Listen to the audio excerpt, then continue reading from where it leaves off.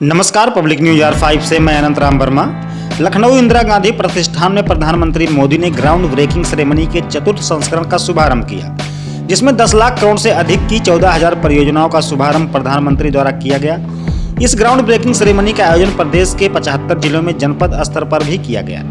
इसी क्रम में जनपद अम्बेडकर नगर में भी डीएम अविनाश सिंह की मौजूदगी व मुख्य अतिथि लोकसभा सांसद श्रीमती केसरी देवी पटेल की गरिमामयी उपस्थिति में ग्राउंड ब्रेकिंग सेरेमनी संपन्न हुई। मैं इस क्षेत्र के लिए बहुत बहुत शुभकामनाएं दे रही हूँ, इस क्षेत्र के लोगों के लिए और देश के यशस्वी प्रधानमंत्री नरेंद्र मोदी जी के लिए और उत्तर प्रदेश के मुख्यमंत्री योगी जी के लिए।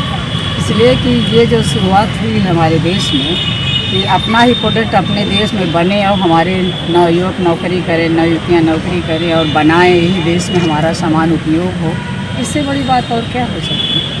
जिलाधिकारी ने बताया कि जनपद में 2000 करोड़ निवेश करवाने का लक्ष्य दिया गया था और अब तक सफलतापूर्वक 2080 करोड़ का निवेश हो चुका है। कार्यक्रम में निवेशकों को लोकसभा सांसद श्रीमती केसरी देवी पटेल व जिलाधिकारी द्वारा सम्मानित भी किया गया। जिलाधिकारी अविनाश सिंह ने आगे कहा कि उद्योगों, लघु उद्योगों सहित चिकित्सा आदि क्षेत्रों में निवेश बढ़ा है। इससे जनपद में बड़े पैमाने पर रोजगार के अवसर उपलब्ध होंगे। साथ ही प्रदेश में जनपद अम्बेडकर नगर की पहचान बदलेगी।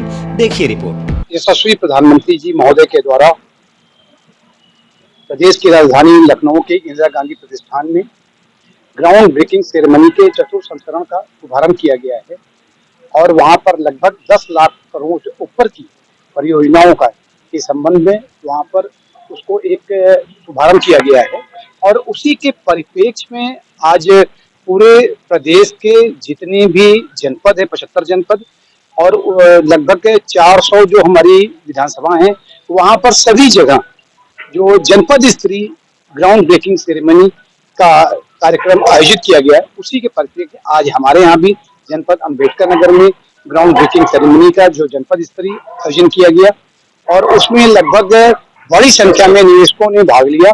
इस ग्राउंड ब्रेकिंग सेरेमनी के लिए जनपद अम्बेडकर नगर को 2000 करोड़ रुपए के जो उसका निवेश का टारगेट दिया गया था, जिसको कि हम लोगों ने समय रहते अचीव कर लिया। हमारे यहाँ कुल 213 निवेशकों ने कुल मिलाकर 2080 करोड़ का निवेश किया है और इसमें मुख्य रूप से टेक्सटाइल से लेकर जो डेयरी में और एमएसएमई के जो अन्य छोटे छोटे उद्योग हैं उनमें और स्वास्थ्य में कई अलग अलग कई उसमें जो प्रोजेक्ट्स के लिए उन लोगों ने यहाँ पर निवेश किया है। और निश्चित रूप से आने वाले समय में इन निवेशकों के माध्यम से जनपद अम्बेडकर नगर की जो पूरे प्रदेश में पहचान है निश्चित रूप से बदल जाएगी। और आने वाले समय में जब यहाँ पे कल कारखाने लगेंगे, लोगों को माननीय मुख्यमंत्री जी के महोदय के द्वारा जो यहाँ पे 2 इंडस्ट्रियल डेवलपमेंट कॉरिडोर भी दिए गए हैं, उनके भी लिए जो बड़े कह सकते हैं पैमाने पे हम लोगों जमीन का बैनामा कर रहे हैं और उसके लिए यूपीडा के द्वारा हम लोगों को बड़ी धनराशि उपलब्ध कराई गई है।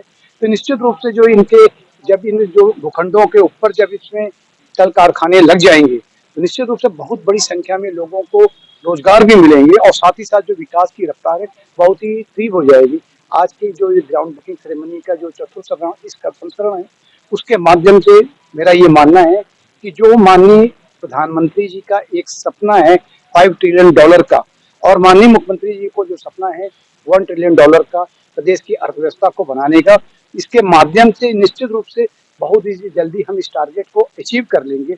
और जो प्रधानमंत्री जी का सपना है कि 2047 तक हमारा देश विश्वगुरु बन जाए, एक विकसित राष्ट्र बन जाए, वो निश्चित रूप से पूरा हो। निश्चित रूप से जो आप कह रहे हो कि हमारे पास रिलायंस ग्रुप का भी, अडानी ग्रुप का भी और इन लोग के ऑफर मिले हैं, इनके लेटर मिले हुए हैं। इसके साथ साथ अलग जैसे कि हमारे यहाँ मल्टी स्टोरी कैंसर हॉस्पिटल बन रहा है और भी मल्टी स्टोरी हॉस्पिटल के लिए और अलग अलग के कह सकते हैं प्रोजेक्ट्स के लिए लोग लगातार जो भूखंड के आवंटन के लिए लेटर दे रहे हैं, मिल रहे हैं।